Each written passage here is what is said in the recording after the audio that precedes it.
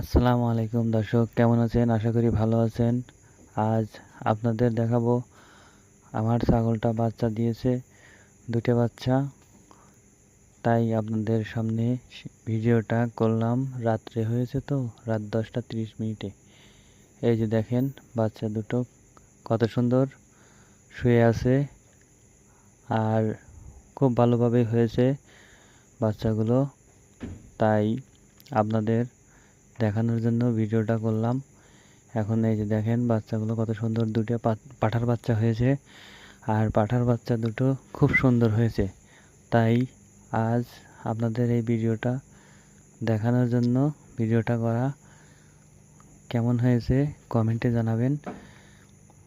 সবাই ভালো থাকবেন। আল্লাহ হাফেজ। ধন্যবাদ সবাইকে। ওকে,